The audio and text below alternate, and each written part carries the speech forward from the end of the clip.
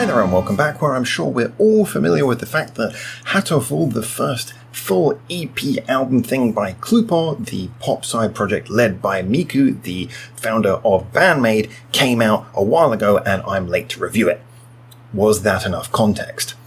Anyway, this review will be backed up lovely by the sound of my fan, because the air conditioning is not working, and by this chair. I'll be trying to give you as little as possible of that by sitting on the edge of my seat, which is exactly how I was when I heard about Cluppo first coming out. Do you see how I did that crossover there? That segue was awful. Anyway, so as I say, we were all on the edge of our seat when Cluppo came out, and therefore I have already reviewed the first 3 singles that came out by them, which was Peace and Love, Flapping Wings and Pogo, also incidentally making up the first 3 tracks and first half of this 6-track EP from Cluppo.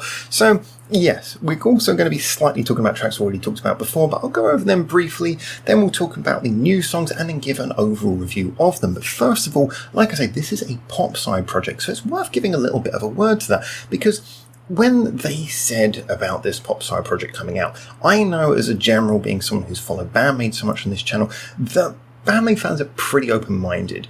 However, it has to be said as well that if you're a fan of something like punk, metal, hard rock, fans of these genres tend to be a little bit concerned when the artists they like go into that more poppy area, because, it can be a sign of perhaps selling out or something like that, which is nicely here sidestepped, I think, by the fact that Miku is such a big personality that we can kind of all take with a little bit more of a sense of fun. And I've often said this, artists who are capable of having a bit of fun with their own image, not taking themselves too seriously, tend to be the ones who can be more experimental and be more accepted by their fans as something other than just an archetype of a certain genre. So Miku was definitely the person who wanted to see leading this little interesting side project into that poppy genre. Again, though, we also have to talk about pop, because pop itself has both a negative and positive connotation. In Miku's case, I think we're going for the positive one, but in the negative side of things, obviously people often think of pop. Well, what is pop? It's not even a genre, really. It's something of a non-genre. It's the attempt to do music that is popular. And therefore, on the negative side, we look at people trying to do music that has, if you like, the common denominator sound, trying to do anything that doesn't offend, but that appeals to a certain trend and therefore makes them get high chart success. But the other way you can look at pop, and the way that I think we should look at it through the lens of things like Miku and Cluppo, is that pop is somewhat just saying, trying to do anything that people like. Or in other words, it's freeing you from a lot of genre stereotypes. It says you don't have to put guitars into your song, you don't have to rock, you don't have to do anything really. I mean, you don't have to do what rap does and say you have to have a certain style of vocal delivery. You don't have to do, as I say, what punk does and have to play in a certain way. And there's all these things that you don't have to do. It's a freedom from those which can both give you a lot of room for bad choices or cynical choices, or can free you up to do something truly creative, which I think is often the case for a lot of J-pop, even some of the commercial stuff. I think it's more of a free form of pop than many of the others we hear. So let's move on to this and say, does it really work for Cluppo with Hatofull? Well, first of all, those first 3 tracks, I'll quickly recap them, although anyone who's been following this channel for a while will already know what I think. Go back and check out those reviews if you want. First of all, we start off with Peace and Love, and this is the bit where most of you, if you don't already know me, are going to dislike this video and leave. No, Peace and Love, I like it. This version, I believe, has a slightly longer intro to really lead you into the album, set up the tone of the album and the song a bit more. But I must admit, of the 3 singles, for me, it was the one that I understood why they released it first. It was an attempt to sort of softly ease in fans of the more rocking Band-Maid into something pop without going full on and really shaking them off. It's catchy. I've got to admit, I never found it hugely catchy, but just listening to what other fans have said, it's the one that stuck in most fans' heads, seemingly. It's a catchy song. It does rock along. It's got more of a rock and roll structure. I wouldn't say hard rock structure, but a very rock and roll structure more than pop.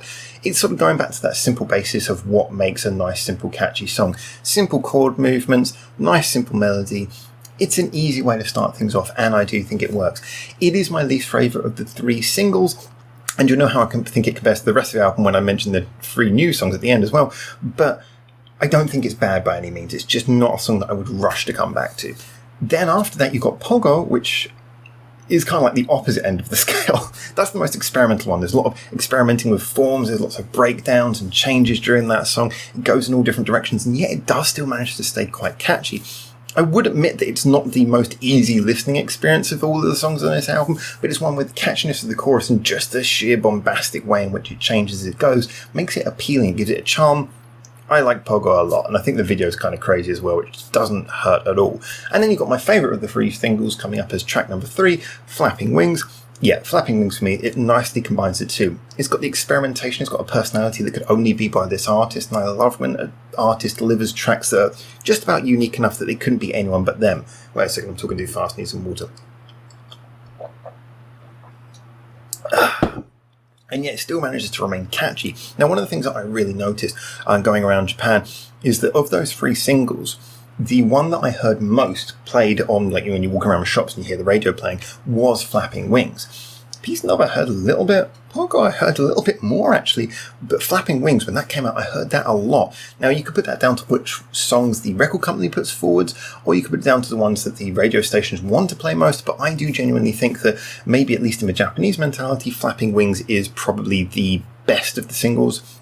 Pogo came out last because I think it was the one that was the most experimentation, and Peace and Love came out first because it was the one to bring the fans on board. So I think that was a very wise choice of how to deliver the singles, but certainly in my own mind, I think Flapping Wings is the best one. It certainly brings everything together in the way that you'd want a single with an artist identity too. So then we move on to the next 3 songs, and ironically, those 3 songs start in a very similar way to how the first 3 songs started the first half of this album, in that it starts with the track that I would consider to be the most generic, Fua Fua.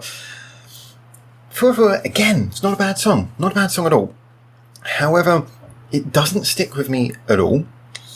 It's got a pleasant melody, but certainly not catchy. The music itself seems to just sort of have a very similar keyboard sounds to Peace and Love. There's tempo's kind of similar. There's just nothing that really makes it stand out. It is a pleasant filler track, and it's the only filler track in my opinion on this album. It's the only one where I'd say that one feels like filler, but I hate to say it, it does feel a bit like filler to me. Again, it's not bad, I just haven't got much to say about it. It's mid-tempo, pleasant melody, just kind of swings by like a campfire song, and that's for better or for worse. Maybe it's a nice way to reset you before the last 2 tracks in the album, but I do think it's decent but rather forgettable. Of the 6 tracks on here, it's the one that I would be least inclined to go back to and say I want to listen to that song specifically again. But then we move on to the song Voice, and wow, Voice is a really interesting one. Now, it is definitely the most rocky song on this album in my opinion, and I think that actually is something that works quite well. Once again, I said that pop is a genre that frees you really from a genre. It allows you to dip and dive into whatever techniques you want. And in the case of Voice, it is going for that hard-edged sound, but it's doing it in a slightly different way from how you would with a rock band. It is still using the freedom of being able to play with production techniques and such like. I like the fact that distortion is used quite cleverly here. The song structure is basically quiet verse, loud chorus, quiet bridge, loud chorus, basically fairly simple structure. But when the song comes in, the voice is very distorted to remove that point of focus. So the point of focus for your ears is somewhat muddied. But then when it goes into the big chorus, everything's louder, the voice becomes clearer, and the backing becomes distorted in a way that gives the backing more scale, more of a sort of a buzzing, well, I'm not going to say white noise, but a big loudness. And for me, that's what works, is that this is a simple structure, but it's very well produced. And the other thing that really takes it to the next level is actually Miku's voice. I think her performance here is wonderful. In fact, her performance on the entire EP/album is great. And we're not just kissing us, we never do that on this channel, but I think she's grown a lot as an artist. Now, we know that when Band-Maid started out, she wanted to form a band. She could sing. Presumably she had experience as a karaoke singer. Actually, no, she had done singing with Lil Kumin. So she'd done singing as a maid, but she wasn't a huge experience. She learned really to become more of a singer and certainly to become a guitarist through Band-Maid. But here she feels like a complete artist, and her voice, she goes down to a slightly lower register. There's more power, there's more size. Really, the lungs underneath those shoulders are powering forwards, and I felt that this was a really well-led song. I felt that she wasn't just the comical pigeon character. She's not just the comical Hatofull here. There was a sense of feeling and a sense of energy in this, which was wonderful. So for me, the song structure was simple, but that was good because it was more making room for sonically interesting techniques and for a genuinely compelling vocal performance at the front. I really liked this song. I thought the voice was brilliant, and it also had that quality of giving a bit more variation to the album, which in itself, when you're listening to this as part of an album or an EP, that is a quality that you shouldn't turn away from. Moving on though to the last track, Superstar. Once again, we take it in a different direction. Now, I've said before, when it comes to albums and EPs, I always feel that when you listen to a whole thing, you get to the end and every single track was 4/4, like 1, 2, 3, 4, 1, 2, 3, 4 kind of rhythm. Oh, sorry, I hit you in the ear. When it's that kind of rhythm, this is so professional, isn't it? The result of that is sometimes you get to him feeling a little bit like, okay, you've experimented with so much, but you could have done something with the rhythm there. Now, okay, there's no different time signatures per se on this, but what I liked is that we get a swing rhythm, a bit of tripleted beat coming into Superstar. In fact, the whole sound of it is like a big show tune. It sounds like it's supposed to be performed on stage. There's something very big and anthemic about it, and it's also got a little bit of that swag. I really feel like if there was a video for this, it would be performed on a stage with a bunch of dancers and sort of moving 2D sets and everything. It is a lot of fun, well delivered, and it plays into that hard rock thing again in that it's got a really cool hard rock break in the bridge, which I like, where just suddenly it turns heavy. And this is an interesting thing because we've often heard with harder artists how they can throw in maybe a light production heavy bridge to sort of slightly open up and space things out before they blast into a hard chorus at the end of the song. That can work in reverse. You can have a song that's got a poppy, fun, swingy vibe, and then you do something heavy in the bridge just to sort of take people into a different place before blasting into a final anthemic chorus, which is what this really does here. I feel that Superstar is, again, another piece of good variation. It's also really catchy. Voice maybe is not so much melodically catchy, but it's a song that makes you want to come back to the chorus because it's got all the emotional impact. Superstar makes you want to come back to the chorus for kind of a combination of both. You kind of want the big bombastic sound of the chorus, but also there's a catchiness, there's a sing-along quality to it. I actually think this is a song I would love to hear performed live by Band-Maid with maybe some backing musicians do like the brass band bits, which I just love all of that. I would say Cluppo could do it, but I think this deserves a really big audience, bigger than I think Cluppo would at this point draw. I think you need a whole Band-Maid audience. This would be great to see them do that. So that will then I'd feel sorry for the Cluppo musicians who weren't involved. Maybe they should come on stage at the same time. Maybe they should collab on stage. That would be awesome. Anyway, my point is that Superstar is a really great way to end an album. It rounds it off perfectly, and I just felt that the whole energy of that song was brilliant. There was touches of wonderful knowing musicianship in there. Once again, they're doing pop, but it's not just saying, well, we're doing pop, so I'll just get some production beats and do Miku karaoke. It's actually something where you feel like the elements of musicianship from the fact that she's working with musicians, actual living musicians playing the instruments, it adds something to it. It's got the poppy fun on this album of having keyboards and such like, but it also has, and sort of all kinds of production sounds, it also has that genuine musicianship. So overall, what is the effect of this? Is this a good album? Is this a good EP? Is it what we wanted to hear? Well, more water. Was that building the tension? I don't think anyone cares. Okay. Oh, Jeff. I will get to the point. So, well, the best way of wording that is when I first heard Peace and Love, and that came out, I went into my usual oracle mode where I am surprisingly, for some reason, right about predicting so many things about like artists who we know and what's going to happen in their future. And I said when Peace and Love came out, okay, I like it. It doesn't really blow me away. But I said it made me want a lot more Cluppo, even potentially an EP like this. Because as I put it at the time, maybe not verbatim, but as I put it at the time, it was something that showed there was a real desire to do something interesting, but also showed respect to the fans to not go totally overboard.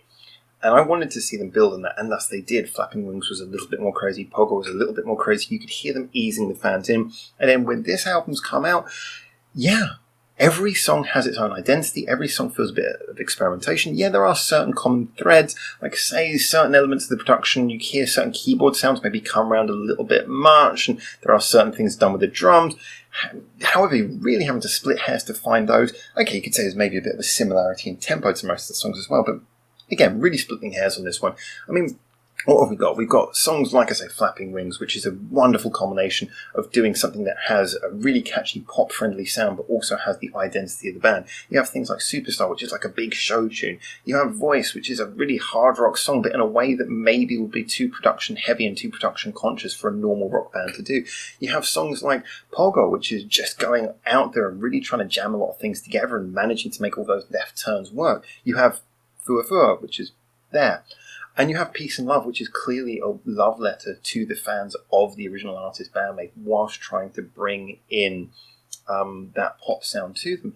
it's very well rounded. I think it's got something for anyone, depending wherever you are on the scale. Now, clearly the track order is trying to appeal more to Band-Maid fans, which is a wise thing to do. So I'd say if you were going to play this to people who are not fans of Band-Maid, who maybe like J-pop and you want to get them into this artist, I don't know if I necessarily would start with Peace and Love, because as I've pointed out before, it is a good crossover, but for someone who's already into pop, it's not going to be quite on the level of some other poppy rock songs that they will already have to reference again. They might find it a little bit mediocre.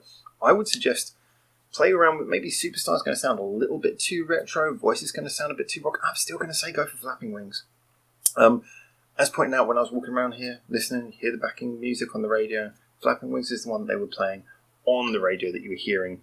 And, you know, whether you decide that was because that's the one the record company put forward or because the one the radio stations thought was the one they wanted to play most, I don't know, but it's definitely the one that was being played the most. And I think it is the one that would appeal most to people who are into that Japanese style of music, who assumedly are the ones who are going to be getting into this anyway. So there you go. Those are my thoughts. As always, put your thoughts down in the comments. Tell me what you think. Tell me if you disagree. What was your favourite track? Was it Hatofull? Again, you can protect Peace and Love, but we've had a long conversation about that. I don't hate it, I just don't love it either. Do go back and watch those previous reviews of the first 3 singles if you should so wish, and I look forward to seeing you hopefully very soon, again here in, I want to say Japan, currently in Korea. Until I go back to Japan. Anyway, until I see you very soon, for now, ciao ciao.